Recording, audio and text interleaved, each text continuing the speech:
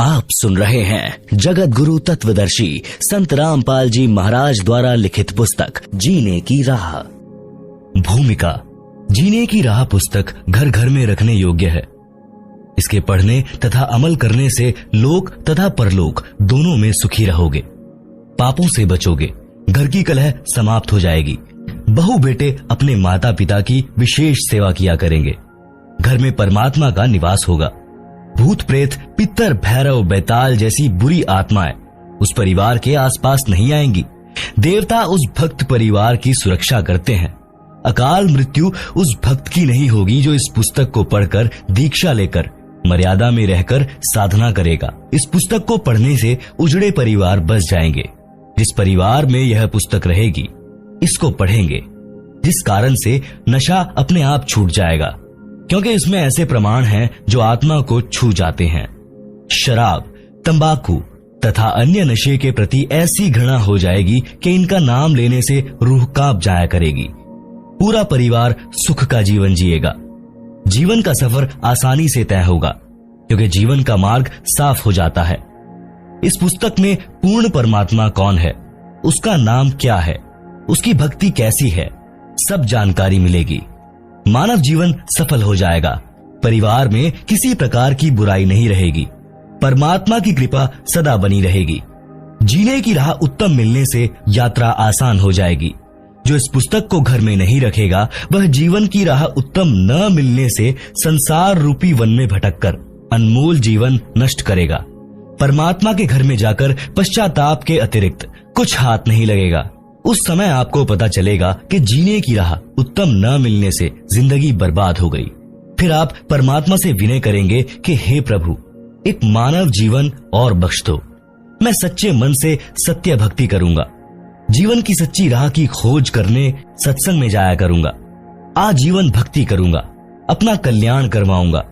उस परमात्मा के दरबार में आपके पूर्व के जन्मों की फिल्म चलाई जाएगी, जिनमें आप प्रत्येक बार जब जब मानव जीवन प्राप्त हुआ था, आपने यही कहा था कि एक मानव जीवन और दे दो, कभी बुराई नहीं करूंगा, आजीवन भक्ति भी करूंगा, घर का कार्य निर्वाह के लिए भी करूंगा, पूर्ण सद्गुरु से दीक्षा लेकर कल्याण करवाऊंगा। जो गलती अब के मानव जीवन में हुई है, कभी नहीं दोहराऊंगा या दोहराऊंगी। फिर परमात्मा जी कहते हैं कि अपने आप को तो मूर्ख बनाकर जीवन नष्ट करके आ खड़ा हुआ पापों की गाड़ी भरकर मुझे भी मूर्ख बनाना चाहता है, चल नरक में। फिर 84 लाख प्रकार के प्राणियों के शरीरों में चक्र लगा। जब कभी मानव स्त्री पुरुष शरीर मिले, सावधान होकर संतों का सत्संग सुनना और अपना कल्याण कराना। पाठक जनों से निवेदन है कि इस पवित्र पुस्तक के पढ़ने से आपकी 101 पीढ़ी लोक तथा परलोक में सुखी रहेगी। इसको परमात्मा का आदेश मानकर पूरा परिवार पढ़े। एक पढ़े, अन्य सुने, या एक से अधिक पुस्तक लेकर भिन्न भिन्न प्रतिदिन पढ़े। इसमें लिखे प्रत्येक प्रकरण को सत्य माने, मजाक में न ले। यह किसी सांगी की बनाई नहीं है। यह परमेश्वर के गुलाम रामपाल दास द्वारा हृदय से मानव कल्याण के उद्देश्य से लिखी गई है। लाभ उठाएं।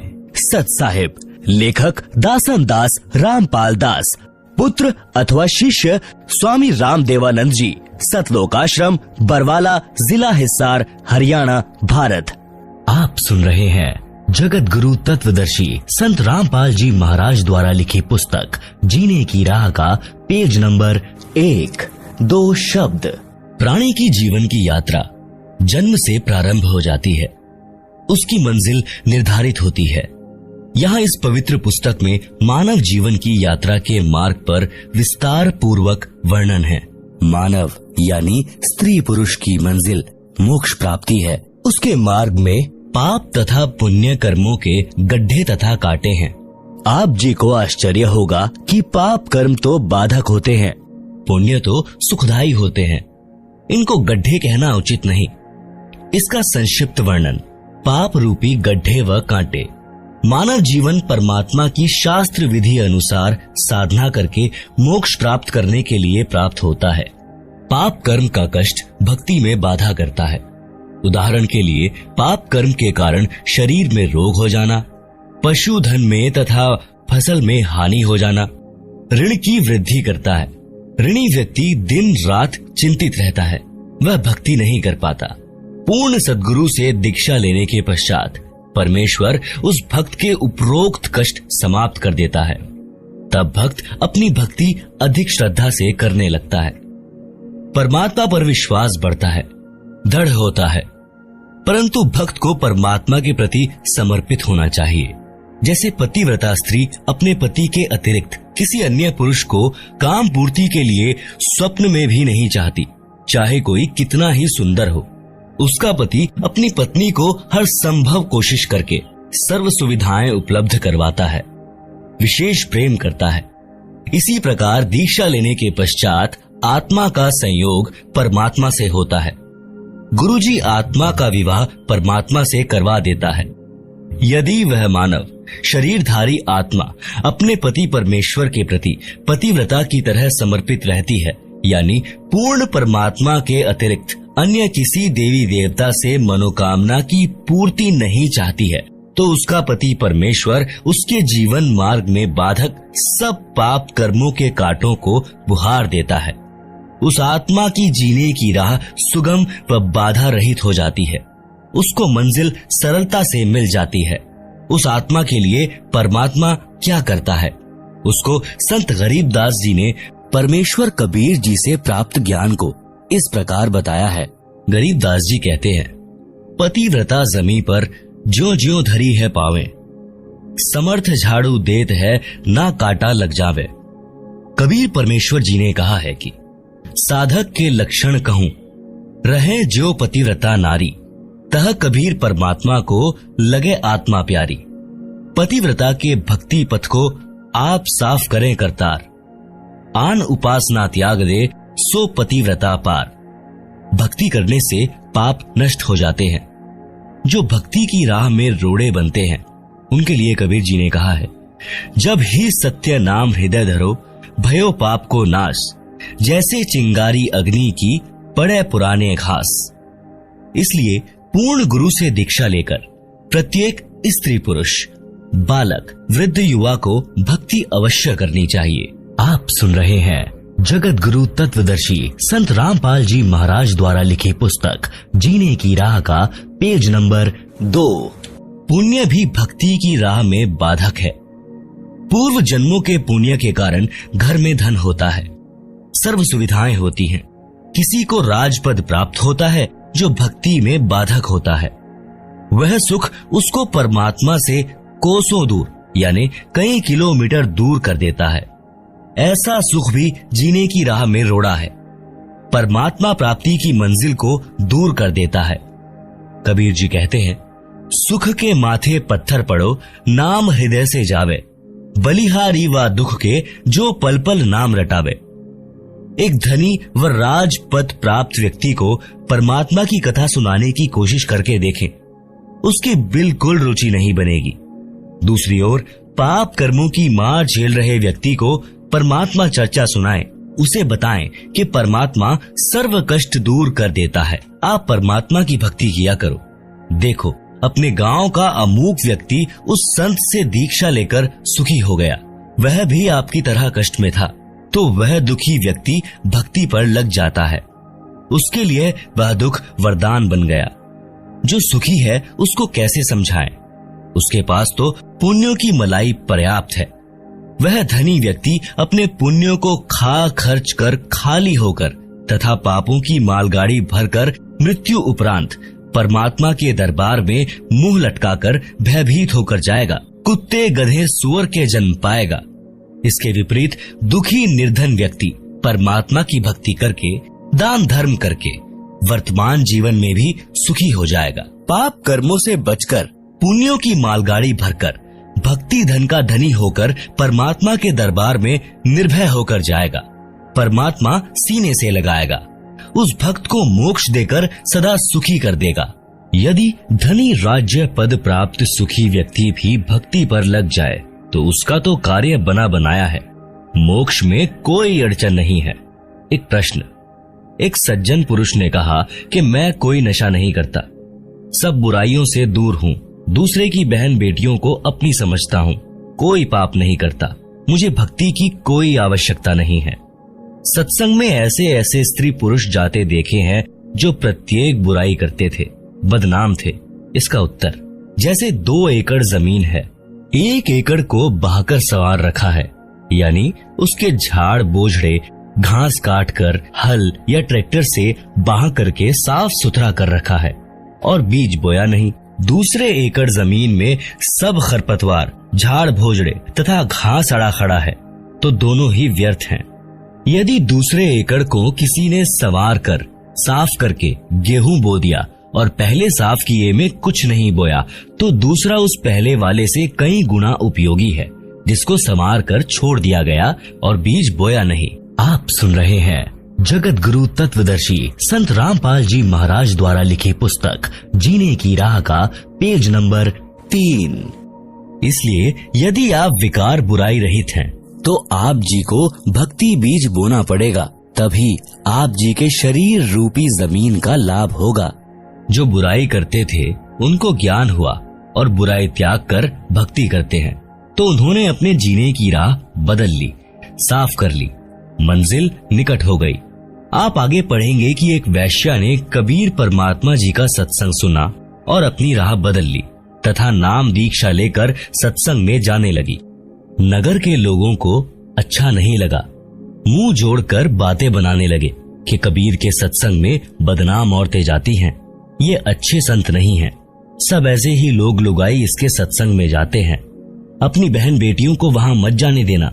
ये विचार लोगों के सुनकर कुछ भक्त भी गुरुजी से गांव वालों की भाषा बोलने लगे। तब परमेश्वर कबीर जी ने बताया, कुश्ती हो संत बंदगी कीजिए, जे हो वैश्या को प्रभु विश्वास, चरण चित्त दीजिए। भावार्थ, यदि किसी भक्त को कुष्ठ रोग है और वह भक्ति करने लगा है, तो भक्त समाज को चाहिए कि उससे घृणा न करे, उसको प्रणाम करे जैसे अन्य भक्तों को करते हैं, उसका सम्मान करना चाहिए, उसका हौसला बढ़ाना चाहिए। भक्ति करने से उसका जीवन सफल होगा, रोग भी ठीक हो जाएगा। इसी प्रकार किसी वैश्या बेटी बहन को प्रेरणा बनी है भक्ति करने की, सत्संग में आने की, तो उसको परमात्मा पर विश्वास हुआ है, वह सत्संग विचार सुनेगी तो बुराई भी छूट जाएगी, उसका कल्याण हो जाएगा, समाज से बुराई निकल जाएगी। यदि वह सत्संग में आएगी ही नहीं, तो उसको अपने पाप कर्मों का एहसास कैसे होगा? जैसे मैला वस्त्र जल तथा साबुन के संपर्क में नहीं आएगा तो निर्मल कैसे होगा? इसीलिए ऐसी बदनाम स्त्री भी भक्ति करती है तो उसको भी विशेष आदर से बुलाएं, ताकि उसको सत्संग में आने में संकोच न हो। यदि उसको रोकोगे तो आप पाप के भागी बन जाओगे। इससे आगे की कथा में आप इसी पुस्तक जीने की राह में पृष्ठ नंबर 107 पर पढ़ेंगे, जिसकी हेडिंग है कबीर जी द्वारा शिष्यों की परीक्षा। श्रीमद् भागवत गीता के अध्याय 9 श्लोक 30 में भी यही प्रमाण है। लिखा है कि कोई अतिशय दुराचारी व्यक्ति भी है, यदि वह विश्वास के साथ परमात्मा की भक्ति करने लग गया है, तो उसे महात्मा के तुल्य मानना चाहिए। वह संतों के विचार सुनकर सुधर जाएगा और अपना कल्याण करवा लेगा। इसलिए मानव शरीरधारी प्राणी को परमात्मा की भक्ति तथा शुभ कर्म, दान धर्म गुरु जी की शरण में आकर अवश्य करने चाहिए। पूज्य कबीर परमेश्वर जी ने कहा है कि मानुष जन्म दुर्लभ है, मिले न बारंबार, तरवर से पत्ता टूट गिरे, बहुर न लागे डार। भावार्थ, कबीर परमात्मा जी ने समझाया है कि हे मानव शरीरधारी प्राणी, यह मानव जन्म स्त्री पुरुष बहुत कठिनता से युगों पर्यंत प्राप्त होता है, ये बार बार नहीं मिलता। इस शरीर के रहते रहते शुभ कर्म तथा परमात्मा की भक्ति कर, अन्यथा यह शरीर समाप्त हो गया तो आप पुनः इसी स्थिति यानी मानव शरीर को प्राप्त नहीं कर पाओगे। जैसे वृक्ष से पत्ता टूटने के पश्चात उसी डाल पर पुनः नहीं लगता, इसीलिए इस मानव शरीर के अवसर को व्यर्थ न गवा। कबीर जी ने फिर कहा, मानुष जन्म पाए कर नहीं रटे हरि नाम, जैसे कुआं जल बिना बनवाया क्या काम। भावार्थ, मानव जीवन में यदि भक्ति नहीं करता तो वह जीवन ऐसा है जैसे सुंदर कुआं बना रखा है, यदि उसमें जल ही नहीं है या जल है तो खारा यानी पीने योग्य नहीं है। उसका भी नाम भले ही कुआं है, परंतु गुण कुएं वाले नहीं हैं। इसी प्रकार मनुष्य भक्ति नहीं करता तो उसको भी मानव कहते हैं, परंतु मनुष्य वाले गुण नहीं हैं। पूर्व जन्मों में किए शुभ अशुभ कर्मों तथा भक्ति के कारण कोई स्वस्थ है, वह अचानक रोगी हो जाता है और लाखों रुपए उपचार पर खर्च करके मृत्यु को प्राप्त हो जाता है। कोई जन्म से रोगी होता है, आजीवन कष्ट भोग कर मर जाता है।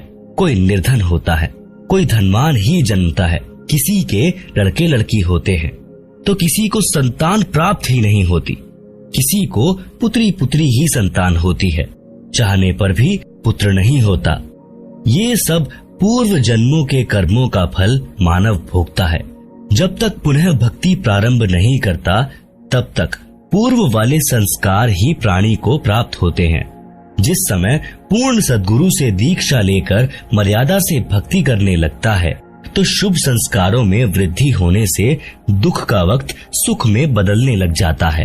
आप सुन रहे हैं जगत गुरु तत्वदर्शी संत रामपाल जी महाराज द्वारा लिखी पुस्तक जीने की राह का पेज नंबर 4, मानव जीवन की आम धारणा।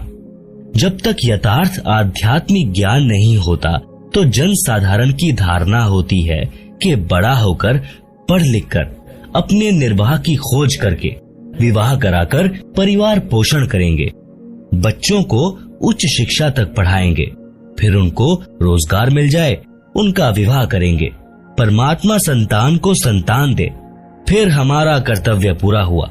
कई बार गांव या गवांड यानी पड़ोसी गांव के वृद्ध इकट्ठे होते तो आपस में कुशल मंगल जानते। तो एक ने कहा कि परमात्मा की कृपा से 2 लड़के तथा 2 लड़की हैं, कठिन परिश्रम करके पाला पोसा तथा पढ़ाया, विवाह कर दिया, सब के सब बेटा बेटियों वाले हैं, मेरा कार्य पूर्ण हुआ, 75 वर्ष का हो गया हूँ, अब बेशक मौत हो जाए, मेरा जीवन सफल हुआ, वंश बेल चल पड़ी, संसार में नाम रहेगा। इसका विवेचन उपरोक्त प्रसंग में जो भी प्राप्त हुआ वह पूर्व निर्धारित संस्कार ही प्राप्त हुआ, नया कुछ नहीं मिला।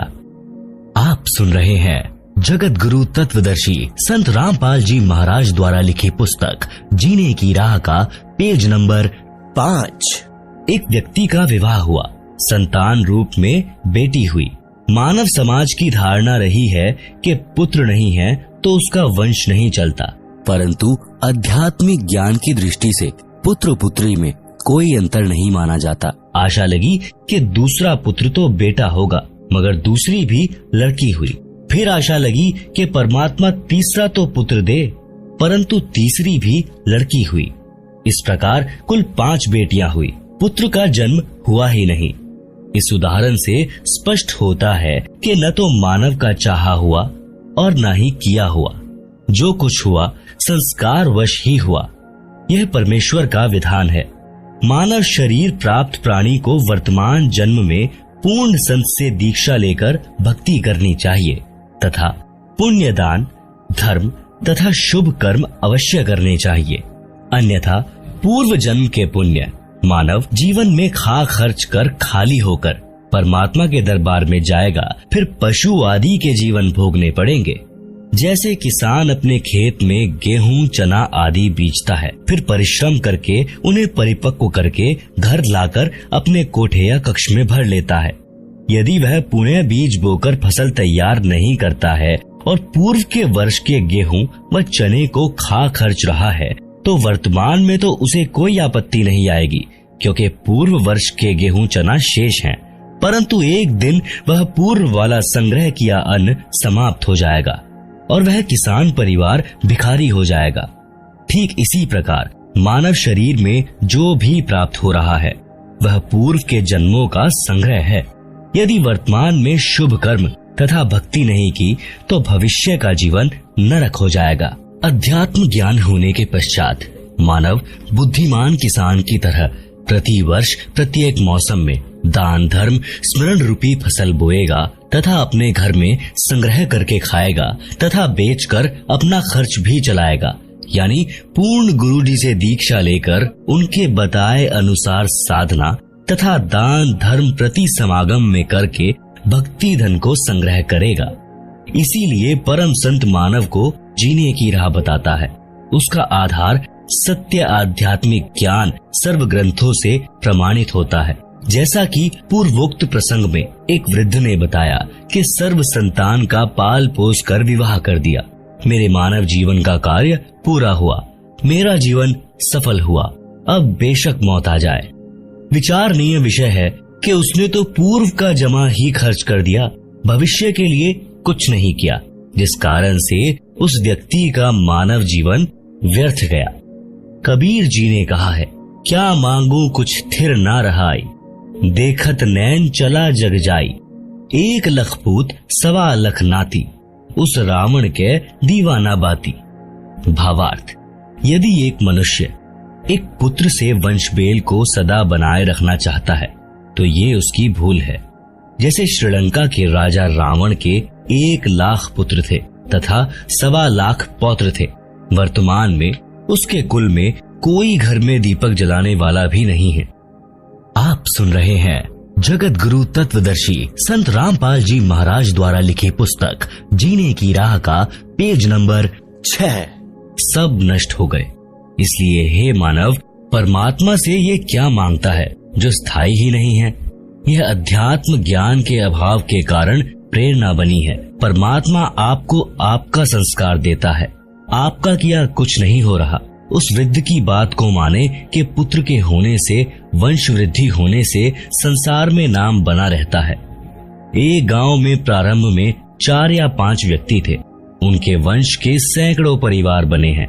उनका वंश चल रहा है, उनका संसार में नाम भी चल रहा है, परंतु शास्त्रोक्त विधि से भक्ति न करने के कारण परमात्मा के विधानानुसार वह भला पुरुष कहीं गधा बनकर कष्ट उठा रहा होगा।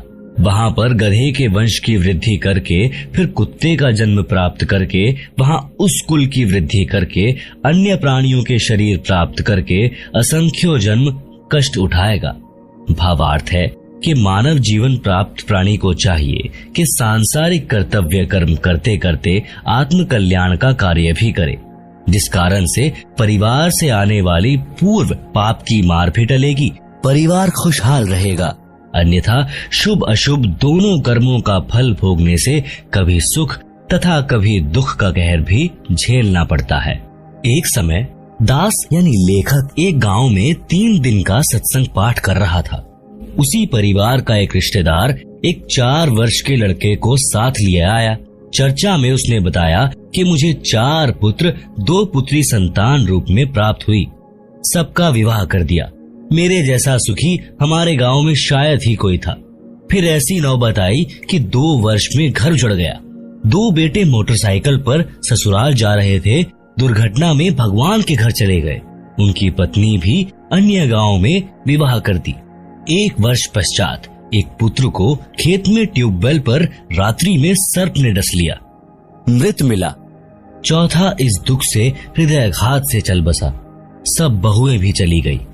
पत्नी का मानसिक संतुलन बिगड़ गया। ये लड़का बड़ी लड़की का है, जिसके सहारे दिन काट रहा हूँ। बेटी को घर पर रखा है। प्रिय पाठकों से निवेदन है कि विवेक से काम ले और मानव जीवन की सच्ची राह पकड़े, भक्ति अवश्य करें। संतान होना या ना होना ये आपके पूर्व के कर्मों का फल है। यदि संतान को धर्म कर्म का ज्ञान नहीं है तो वह चाहे कितनी ही नेक हो, कभी ना कभी गलती कर ही देगी।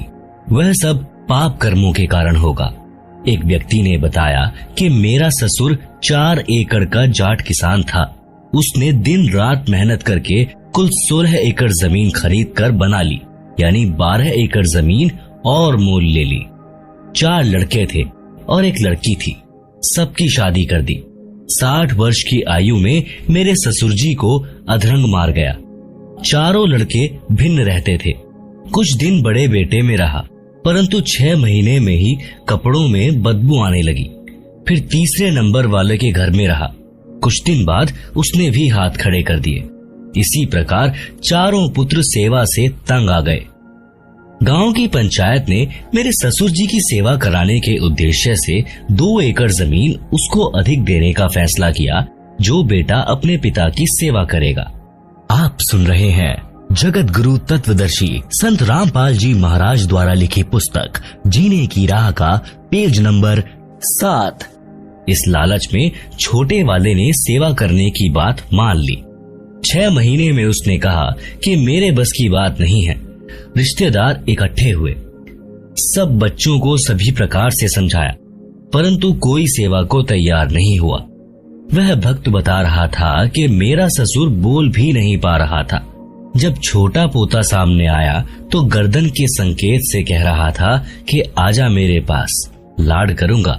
यह भूल पड़ी है, बेटों ने तो कर दी मौज, पोतों की कसर बाकी है। उन 2 एकड़ को ठेके पर देकर उसके लिए एक नौकर रखा, दुर्गति से मरा। विचार करें कि ऐसे कमेरे व्यक्ति को ये भी ज्ञान होता कि भक्ति तथा धर्म के बिना मानव जीवन नरक बन जाता है, तो वह उसके साथ साथ परमात्मा की भक्ति भी करता तथा ऐसी दशा को प्राप्त नहीं होता। बच्चे भी सेवा करते। सत्संग में यही शिक्षा दी जाती है। श्रद्धालुओं को दया धर्म का पाठ पढ़ाया जाता है। आश्रम में सत्संग के दौरान वृद्ध, रोगी, अपंग, छोटे बच्चों सहित माताएं, बहनें, बेटियां आती हैं। आश्रम में पुराने भक्तों तथा भक्तमतियों की ड्यूटी लगाई जाती है। वे आने वाले वृद्धों, रोगियों तथा अन्य असहायों की सेवा करते हैं। उनको स्नान कराते हैं, उनके वस्त्र धोते हैं, भोजनालय से भोजन प्रसाद लाकर पंडाल में बैठों को खिलाते हैं। चाय दूध भी वहीं बैठों को लाकर देते हैं। विचार करें कि जो बच्चे सत्संग में जाने वाले तथा बेटी, बहनें, माई व भक्त भाई सत्संग में आने वाले गैरों की सेवा करते हैं, तो वे घर पर अपने माता पिता, भाई बहन, सास ससुर की भी उसी भाव से सेवा करेंगे, क्योंकि उनका स्वभाव बन जाता है। उनके दिलों में दया भरी रहती है। उनको परमात्मा का विधान अच्छी तरह याद होता है। जैसा कि पूर्व में प्रसंग है कि एक कमेरे किसान को अधरंग मारना और बच्चों द्वारा अनदेखा करना। यदि वे लड़के तथा बहुएं सत्संग में जाते तो वे अपने पिता की बहुत सेवा करते। यदि वह किसान परमात्मा की भक्ति करता तो उसका शरीर स्वस्थ रहता और उसकी भक्ति के कारण भजन के तेज से प्रभावित होकर परिवार अपने आप आदर करता है। उदाहरण के लिए साधु संत भक्ति ही करते हैं, जिस कारण गांव का गांव उनका सेवा सत्कार करता है। इसी प्रकार भक्ति करने से परमात्मा की शक्ति अपने आप अन्य को प्रेरित करके भक्त के अनुकूल परिस्थिति बना देती है। इसीलिए भक्ति करने की प्रेरणा संतजन देते हैं। सत्संग से जीने की राह अच्छी बनती है। कबीर परमेश्वर ने फिर बताया है, काया तेरी है नहीं, माया कहाँ से होए, भक्ति कर दिल पाक से, जीवन है दिन दोए। बिन उपदेश अचंभ है, क्यों जीवत है प्राण, भक्ति बिना कहाँ ठोर है, ये नर नाही पाषाण। आप सुन रहे हैं जगत गुरु तत्वदर्शी संत रामपाल जी महाराज द्वारा लिखी पुस्तक जीने की राह का पेज नंबर 8। भावार्थ। परमात्मा कबीर जी कह रहे हैं कि हे भोले मानव, मुझे आश्चर्य है कि बिना गुरु से दीक्षा लिए किस आशा को लेकर जीवित है। न तो शरीर तेरा है, ये भी त्याग कर जाएगा, फिर संपत्ति आपकी कैसे है। जिनको यह विवेक नहीं है कि भक्ति बिना जीव का कहीं भी ठिकाना नहीं है, तो वे नर यानी मानव नहीं हैं, वे तो पत्थर हैं। उनकी बुद्धि पर पत्थर गिरे हैं। कबीर जी ने फिर कहा है कि बेगार की परिभाषा, अगम निगम को खोज ले, बुद्धि विवेक विचार, उदय अस्त का राज मिले तो बिन नाम बेकार। भावार्थ। पुराने समय में पुलिस थानों में जीप, कार आदि गाड़ियां नहीं होती थी। जब पुलिस वालों को कहीं छापा मारनी होती थी तो किसी प्राइवेट 3 व्हीलर या 4 व्हीलर वालों को जबरदस्ती पकड़ लेते और उसके व्हीकल में बैठकर जहां जाना होता ले जाते। ड्राइवर भी 3 व्हीलर वाला होता था तथा पेट्रोल डीजल भी वही अपनी जेब से डलवाता था। उस दिन की दिहाड़ी भी नहीं कर पाता था। पुलिस वाले उसको सारा दिन इधर उधर घुमाते रहते थे। आम व्यक्ति तो ये विचार करता था कि ये 3 व्हीलर वाला आज तो बहुत ज्यादा कमाई करेगा, सारा दिन चला है, परंतु उसका मन ही जानता था उस दिन उसके साथ क्या बीती होती थी।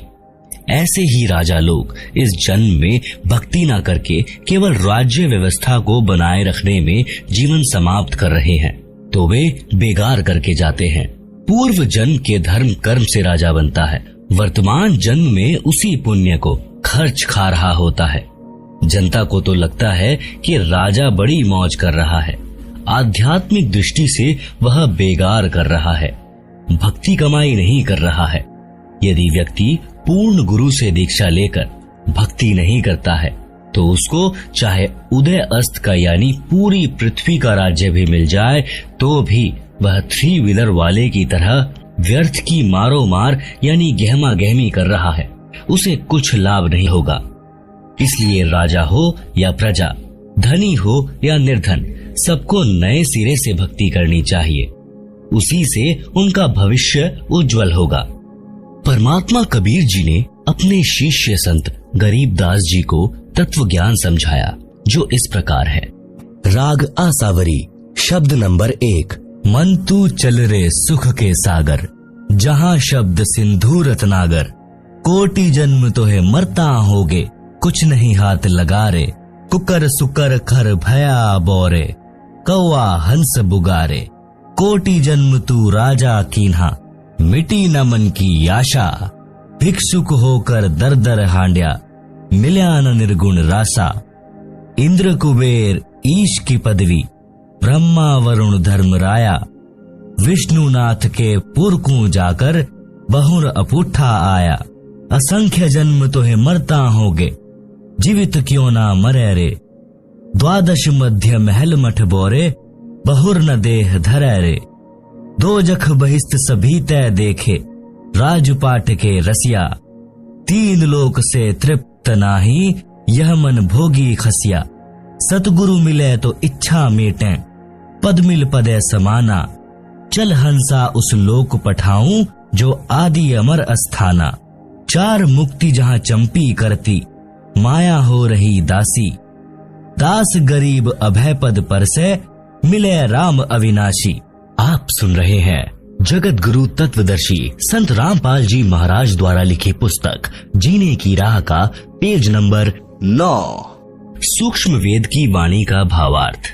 आत्मा और मन को पात्र बनाकर संत गरीबदास जी ने संसार के मानव को समझाया है। कहा है कि यह संसार दुखों का घर है, इससे भिन्न एक और संसार है जहाँ कोई दुख नहीं है। वह स्थान यानी सनातन परम धाम सत्यलोक है तथा वहाँ का प्रभु अविनाशी परमेश्वर सुखों का सागर है। सुख सागर अर्थात अमर परमात्मा तथा उसकी राजधानी अमरलोक की संक्षिप्त परिभाषा बताई है। शंखो लहर मेहर की उपजे, कहर नहीं जहाँ कोई, दास गरीब अचल अविनाशी, सुख का सागर सोई। भावार्थ। जिस समय मैं यानी लेखक अकेला होता हूँ तो कभी कभी ऐसी हिलोर अंदर से उठती है। उस समय सब अपने से लगते हैं, चाहे किसी ने मुझे कितना ही कष्ट दे रखा हो, उसके प्रति द्वेष भावना नहीं रहती, सब पर दया भाव बन जाता है। ये स्थिति कुछ मिनट ही रहती है। उसको मेहर की लहर कहा है। सतलोक अर्थात सनातन परम धाम में जाने के पश्चात प्रत्येक प्राणी को इतना आनंद आता है। वहाँ पर ऐसी असंख्यों लहरें आत्मा में उठती रहती हैं। जब वह लहर मेरी आत्मा से हट जाती है तो वहीं दुखमय स्थिति प्रारंभ हो जाती है। उसने ऐसा क्यों कहा? वह व्यक्ति अच्छा नहीं है, वो हानि हो गई, यह हो गया, वो हो गया। यह कहर की लहर यानी दुख की लहर कही जाती है। उस सतलोक में असंख्य लहर मेहर की उठती हैं, यानी दया की उठती हैं। वहाँ कोई कहर नहीं है। वैसे तो सतलोक में कोई दुख नहीं है। कहर का अर्थ भयंकर कष्ट होता है। जैसे एक गांव में आपसी रंजिश के चलते विरोधियों ने दूसरे पक्ष के एक परिवार के 3 सदस्यों की हत्या कर दी। कहीं पर भूकंप के कारण हजारों व्यक्ति मर जाते हैं। उसे कहते हैं कहर टूट पड़ा या कहर कर दिया। ऊपर लिखी वाणी में सुख सागर की परिभाषा संक्षिप्त में बताई है। कहा है कि वह अमर लोक अचल अविनाशी अर्थात कभी चलायमान अर्थात ध्वंस नहीं होता तथा वहाँ रहने वाला परमेश्वर अविनाशी है। वह स्थान तथा परमेश्वर सुख का समुद्र है। जैसे समुद्री जहाज बंदरगाह के किनारे से 100 या 200 किलोमीटर दूर चला जाता है तो जहाज के यात्रियों को जल अर्थात समुद्र के अतिरिक्त कुछ भी दिखाई नहीं देता, सब ओर जल ही जल नजर आता है। इसी प्रकार सतलोक में सुख के अतिरिक्त कुछ भी नहीं है अर्थात वहाँ कोई दुख नहीं है। अब पूर्व में लिखी वाणी का सरलार्थ किया जाता है। मन तू चल रे सुख के सागर, जहाँ शब्द सिंधु रत्नागर, कोटि जन्म तोहे भ्रमत होगे, कुछ नहीं हाथ लगा रे, कुकर शुकर खर भया बोरे, कौआ हंस बुगारे। आप सुन रहे हैं जगत गुरु तत्वदर्शी संत रामपाल जी महाराज द्वारा लिखी पुस्तक जीने की राह का पेज नंबर 10। भावार्थ। परमेश्वर कबीर जी ने अपनी अच्छी आत्मा संत गरीबदास जी को सूक्ष्म वेद समझाया। उसको संत गरीबदास जी गांव छुड़ानी जिला झज्जर हरियाणा प्रांत ने आत्मा तथा मन को पात्र बनाकर विश्व के मानव को काल ब्रह्म के लोक का कष्ट तथा सतलोक का सुख बताकर उस परम धाम में चलने के लिए सत्य साधना जो शास्त्रोक्त है करने की प्रेरणा की है। मन तू चल रे सुख के सागर अर्थात सनातन परम धाम में चल, जहाँ पर शब्द नष्ट नहीं होता। इसलिए शब्द का अर्थ अविनाशीपन से है कि वह स्थान अमृतत्व का सिंधु अर्थात सागर है और मोक्ष रूपी रत्न का आगर अर्थात खान है। इस काल ब्रह्म के लोक में आप जी ने भक्ति भी की, परंतु शास्त्रानुकूल साधना बताने वाले तत्वदर्शी संत न मिलने के कारण आप करोड़ों जन्मों से भटक रहे हो। करोड़ों अरबों रुपए संग्रह करने में पूरा जीवन लगा देते हो, फिर मृत्यु हो जाती है। वह जोड़ा हुआ धन जो आपके पूर्व के संस्कारों से प्राप्त हुआ था, उसे छोड़कर संसार से चला गया। उस धन के संग्रह करने में जो पाप किए वे आप जी के साथ गए। आप जी ने उस मानव जीवन में तत्वदर्शी संत से दीक्षा लेकर शास्त्र विधि अनुसार भक्ति की साधना नहीं की, जिस कारण से आपको कुछ हाथ नहीं आया। पूर्व के पुण्यों के बदले धन ले लिया, वह धन यहीं रह गया, आपको कुछ भी नहीं मिला। आपको मिले धन संग्रह तथा भक्ति शास्त्रानुकूल न करने के पाप, जिनके कारण आप कुकर यानी कुत्ता, खर यानी गधा, सुकर यानी सुअर, कौवा यानी कि एक पक्षी, हंस एक पक्षी जो केवल सरोवर में मोती खाता है, बुगा बुगला पक्षी आदि आदि की योनियों को प्राप्त करके कष्ट उठाया। कोटि जन्म तू राजा कीन्हा, मिटी न मन की आशा, भिक्षुक होकर दर दर हांड्या, मिलान निर्गुण रासा। सरलार्थ। हे मानव, आप जी ने काल ब्रह्म की कठिन से कठिन साधना की, घर त्याग कर जंगल में निवास किया, फिर गांव व नगर में घर घर के द्वार पर हांड्या अर्थात घूमा। भिक्षा प्राप्ति के लिए जंगल में साधना रत साधक निकट के गांव या शहर में जाता है। एक घर से भिक्षा पूरी नहीं मिलती तो अन्य घरों से भोजन लेकर जंगल में चला जाता है। कभी कभी तो साधक एक दिन भिक्षा मांग कर लाते हैं, उसी से 2-3 दिन निर्वाह करते हैं। रोटियों को पतले कपड़े रुमाल जैसे कपड़े को छालना कहते हैं। छालने में लपेटकर वृक्ष की टहनियों से बांध देते थे। वे रोटियां सूख जाती हैं, उनको पानी में भिगोकर नरम करके खाते थे। वे प्रतिदिन भिक्षा मांगने जाने में जो समय व्यर्थ होता था, उसकी बचत करके उस समय को काल ब्रह्म की साधना में लगाते थे। आप सुन रहे हैं जगत गुरु तत्वदर्शी संत रामपाल जी महाराज द्वारा लिखित पुस्तक जीने की राह का पेज नंबर 11। भावार्थ है कि जन्म मरण से छुटकारा पाने के लिए अर्थात पूर्ण मोक्ष प्राप्ति के लिए वेदों में वर्णित विधि तथा लोक वेद से घोर तप करते थे। उनको तत्वदर्शी संत न मिलने के कारण निर्गुण रासा अर्थात गुप्त ज्ञान, जिसे तत्व ज्ञान कहते हैं, वह नहीं मिला, क्योंकि यजुर्वेद अध्याय 40 मंत्र 10 में तथा चारों वेदों का सारांश रूप श्रीमद् भगवत गीता अध्याय 4 श्लोक 32 तथा 34 में कहा है कि जो यज्ञों अर्थात धार्मिक अनुष्ठानों का विस्तृत ज्ञान स्वयं सच्चिदानंद घन ब्रह्म अर्थात परम अक्षर ब्रह्म अपने मुख कमल से बोलकर सुनाता है वह तत्व ज्ञान अर्थात सूक्ष्म वेद है।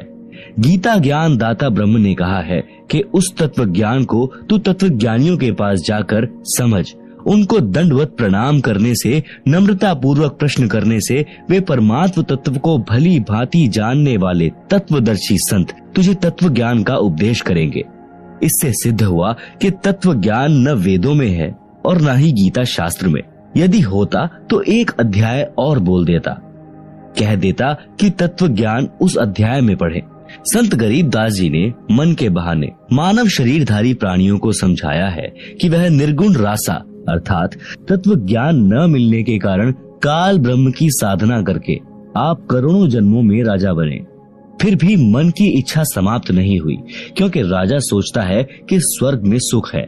यहाँ राज में कोई सुख चैन नहीं है, शांति नहीं है।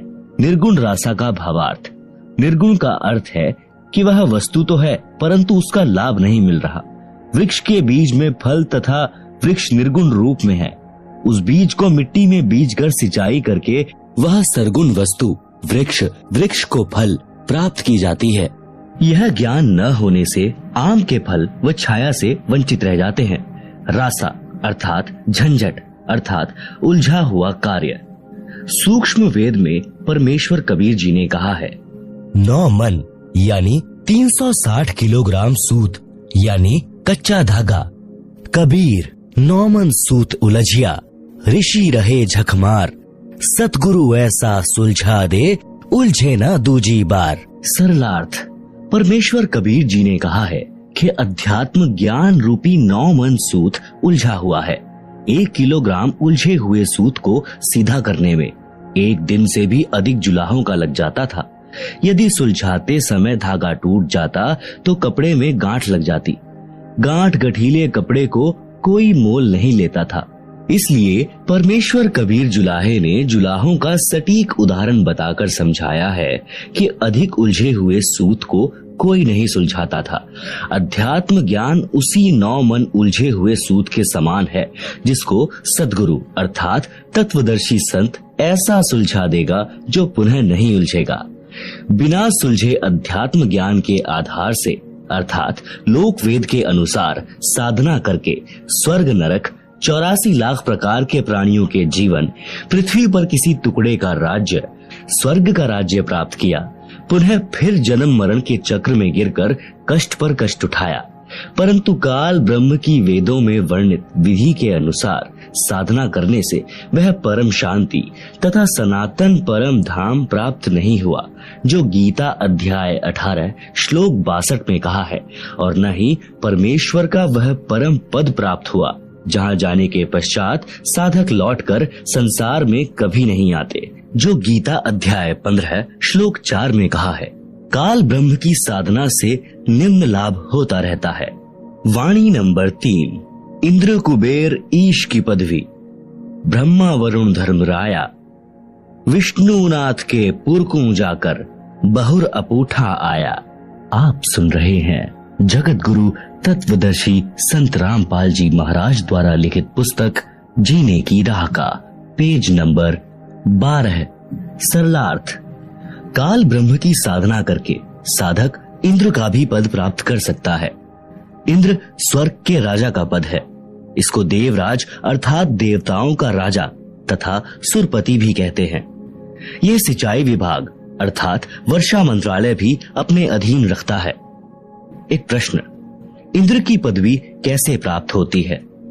उत्तर, अधिक तप करने से तथा 100 मन घी का प्रयोग करके धर्म यज्ञ करने से एक धर्म यज्ञ संपन्न होती है।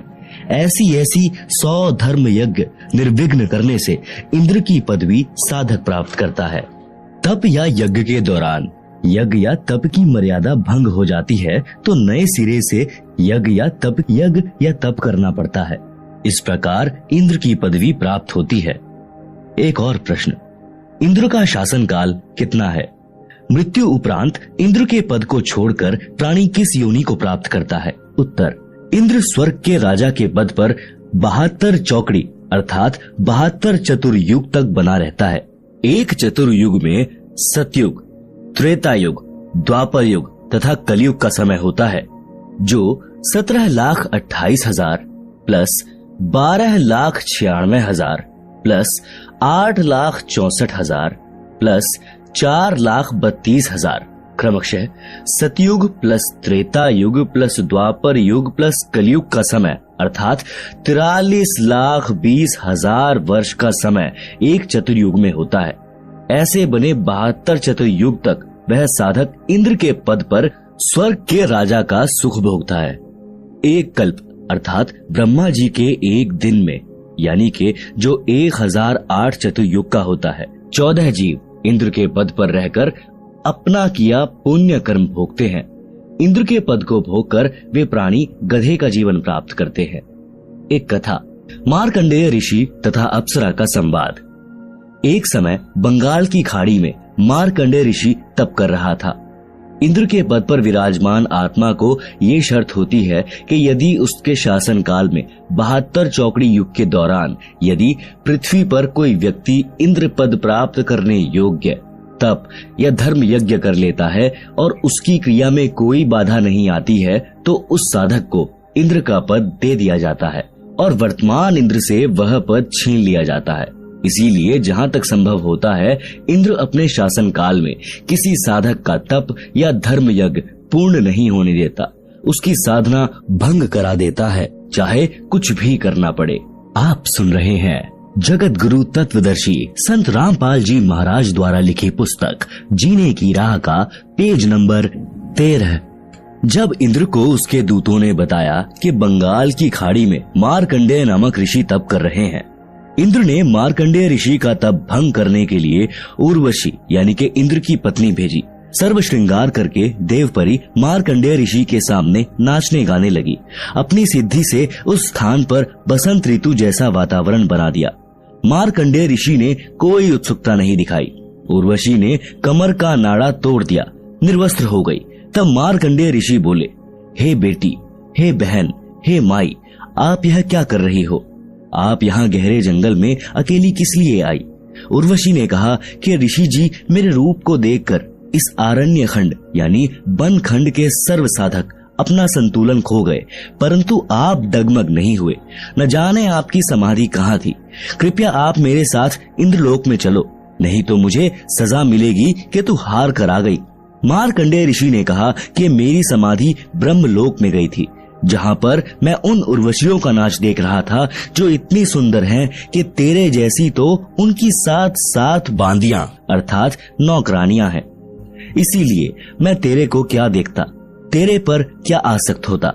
यदि तेरे से कोई सुंदर हो तो उसे ले आ। तब देवपरी ने कहा कि इंद्र की पटरानी अर्थात मुख्य रानी मैं ही हूँ, मुझसे सुंदर स्वर्ग में कोई औरत नहीं है। तब मार्कंडेय ऋषि ने पूछा कि इंद्र की मृत्यु होगी तब तू क्या करेगी? उर्वशी ने उत्तर दिया कि मैं 14 इंद्र भोगूंगी। भावार्थ है कि श्री ब्रह्मा जी के एक दिन में 1008 चतुर्युग होते हैं, जिसमें 72 चतुर्युग का शासन काल पूरा करके 14 इंद्र मृत्यु को प्राप्त होते हैं। इंद्र की रानी वाली आत्मा ने किसी मानव जन्म में इतने अत्यधिक पुण्य किए थे, जिस कारण से वह 14 इंद्रों की पटरानी बनकर स्वर्ग सुख तथा पुरुष सुख को भोगेगी।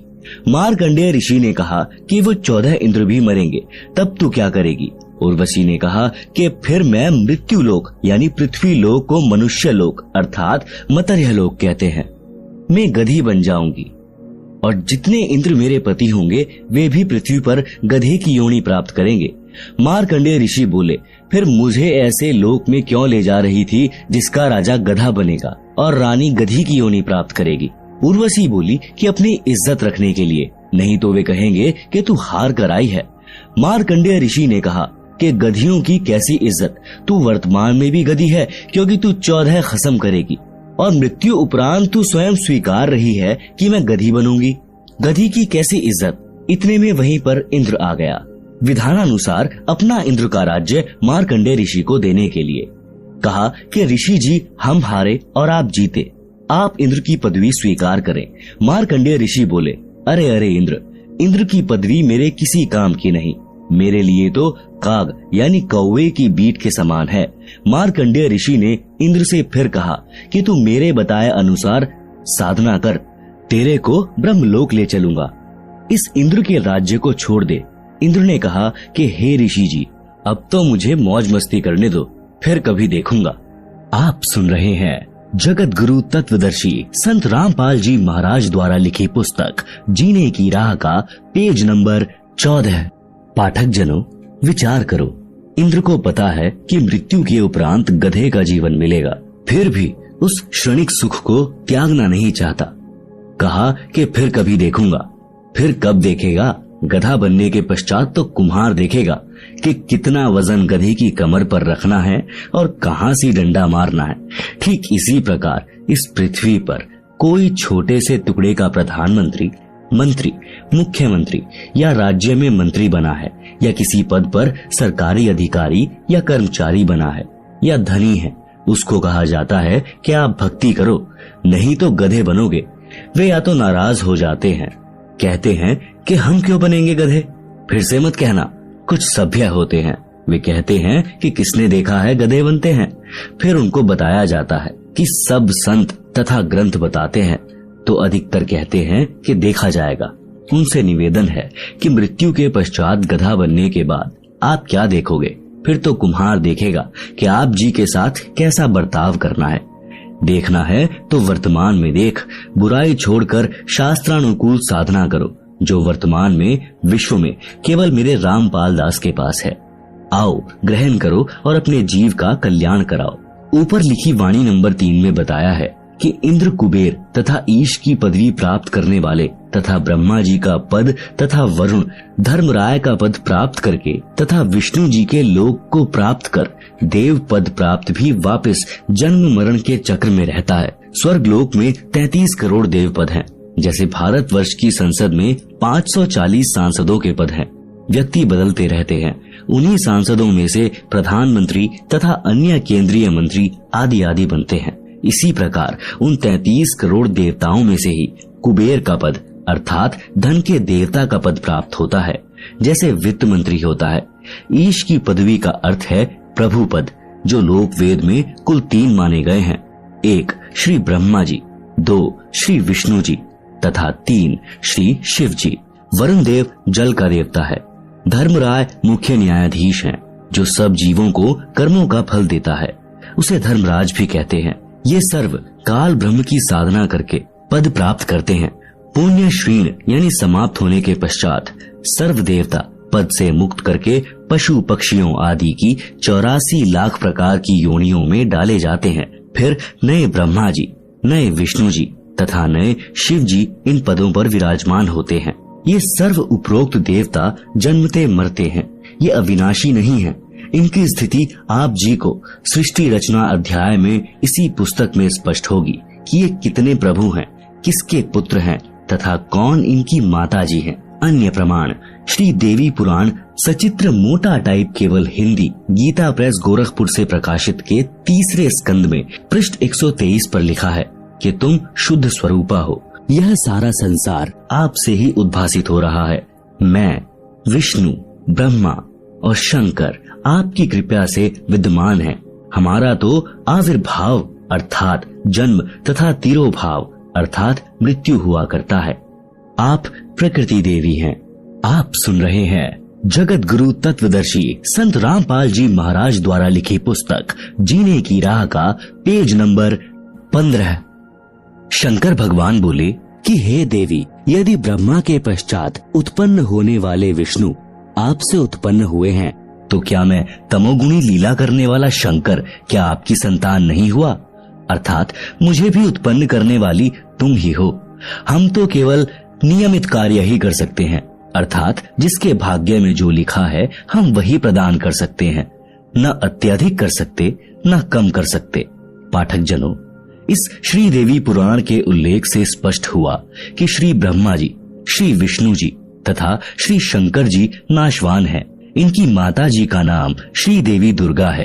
अधिक जानकारी आप सृष्टि रचना अध्याय से ग्रहण करेंगे, जो इसी पुस्तक में पीछे पृष्ठ 254 पर लिखी है। ये प्रधान देवता है। अन्य इनसे निम्न स्तर के देव है। ये सर्व जन्मते मरते हैं। अविनाशी राम नहीं है, अविनाशी परमात्मा नहीं है। श्रीमद् भागवत गीता अध्याय 10 श्लोक 2 में लिखा है, कि गीता ज्ञान दाता काल ब्रह्म ने कहा है कि मेरी उत्पत्ति को ना तो देवता जानते और ना महर्षि जन जानते, क्योंकि इन सब का आदि कारण मैं ही हूँ, अर्थात ये सर्व मेरे से उत्पन्न हुए हैं। गीता अध्याय 4 श्लोक 5 में गीता ज्ञान बोलने वाले ने कहा है कि हे अर्जुन, तेरे और मेरे बहुत जन्म हो चुके हैं, तू नहीं जानता, मैं जानता हूँ। गीता अध्याय 2 श्लोक 12 में भी स्पष्ट है कि तू, मैं तथा सब राजा सेना पहले भी जन्मे थे, आगे भी जन्मेंगे। गीता अध्याय 14 श्लोक 3 में गीता ज्ञान दाता ने कहा है कि हे अर्जुन, मेरी प्रकृति अर्थात दुर्गा तो गर्भ धारण करती है, मैं उसके गर्भ में बीज स्थापित करता हूँ, जिससे सर्व प्राणियों की उत्पत्ति होती है। गीता अध्याय 14 श्लोक 4 में गीता ज्ञान दाता ने कहा है कि हे अर्जुन, नाना प्रकार की सब योनियों में जितने शरीरधारी मूर्तियां उत्पन्न होती हैं, महत प्रकृति तो उन सबकी गर्भ धारण करने वाली माता है। अहम ब्रह्म यानी मैं ब्रह्म बीज स्थापित करने वाला पिता हूँ। गीता अध्याय 14 श्लोक 5 गीता ज्ञान दाता ने स्पष्ट किया है कि हे अर्जुन, सत्व गुण श्री विष्णु जी, रज गुण श्री ब्रह्मा जी तथा तम गुण श्री शिव जी, ये प्रकृति अर्थात दुर्गा देवी से उत्पन्न तीनों देवता अर्थात तीनों गुण अविनाशी जीवात्मा को कर्मों के अनुसार शरीर में बांधते हैं। उपरोक्त प्रमाणों से स्पष्ट हुआ कि उपरोक्त देवता नाशवान है तथा काल ब्रह्म की संतान है। प्रसंग चल रहा है कि वाणी संख्या 3 का सरलार्थ इंद्र, कुबेर, ईश अर्थात ब्रह्मा विष्णु शिव तक की पदवी प्राप्त करके तथा वरुण धर्मराय की पदवी तथा श्री विष्णुनाथ के लोक को प्राप्त करके भी जन्म मरण के चक्र में रहते हैं। आप सुन रहे हैं जगत गुरु तत्वदर्शी संत रामपाल जी महाराज द्वारा लिखी पुस्तक जीने की राह का पेज नंबर 16। मार्कंडेय ऋषि जी ब्रह्म साधना कर रहे थे, उसी को सर्वोत्तम मान रहे थे, इसीलिए इंद्र को कह रहे थे कि आ, तेरे को ब्रह्म साधना का ज्ञान कराऊं। ब्रह्मलोक की तुलना में स्वर्ग का राज्य हलवे की तुलना में जैसे कौवे की बीट है। पाठक जनों, आप जी ने ब्रह्म साधना करने वाले श्री चुणक ऋषि, श्री दुर्वासा ऋषि तथा कपिल मुनि जिन्होंने ब्रह्म साधना की थी, उनकी साधना को गीता ज्ञान दाता ने गीता अध्याय 7 श्लोक 18 में अनुत्तम अर्थात घटिया बताया है। उसी श्रेणी की साधना मार्कंडेय ऋषि जी की थी, जिसको अति उत्तम मान कर रहे थे तथा इंद्र जी को भी राय दे रहे थे कि ब्रह्म साधना कर ले। सूक्ष्म वेद में कहा है कि औरों पंथ बतावही आप न जाने रहा, मोती मुक्ता दर्शत नाही, ये जग है सब अंधरे, दिखत के तो नैन जिसम है, फिरा मोतिया बिंदरे। वेद पढ़े पर भेद न जाने, बांचे पुराण 18, पत्थर की पूजा करें भूले सिरजनहारा। वाणी नंबर 1 का भावार्थ अन्य को मार्गदर्शन करते हैं, स्वयं भक्ति का मार्ग ज्ञान नहीं। वाणी नंबर 2 का भावार्थ तत्वदर्शी संत के अभाव के कारण मोती मुक्ता यानी मोक्ष रूपी मोती अर्थात मोक्ष मंत्र दिखाई नहीं देता। यह सर्व संसार अध्यात्म ज्ञान नेत्रहीन अंधा है। जिस किसी को मोतियाबिंद जो एक प्रकार का नेत्र रोग है, जिसमें आंखें स्वस्थ दिखाई देती हैं, परंतु उस रोग ग्रस्त व्यक्ति को कुछ दिखाई नहीं देता। यह उदाहरण देकर बताया है कि फर्राटेदार संस्कृत भाषा बोलते हैं, लगते हैं महाविद्वान हैं, परंतु सदग्रंथों के गूढ़ रहस्यों को नहीं जानते। इनको अज्ञान रूपी मोतियाबिंद हुआ है। वाणी नंबर 3 का भावार्थ वेदों को पढ़कर कंठस्थ करने वाले वेदों के गूढ़ रहस्यों को न समझकर उनके विरुद्ध साधना करते कराते हैं। वेदों में पत्थर की मूर्ति की पूजा का कहीं उल्लेख नहीं है। वे वेदों के विद्वान कहलाने वाले पत्थर पूजा करते तथा कराते हैं। वेदों में वर्णित सिरजनहार को भुला दिया है। श्रीमद् भगवत गीता अध्याय 4 श्लोक 25 से 29 तक यही बताया है कि जो साधक जैसी भी साधना करता है उसे उत्तम मान कर रहा होता है। सर्व साधक अपनी अपनी भक्ति को पाप नाश करने वाली जानते हैं।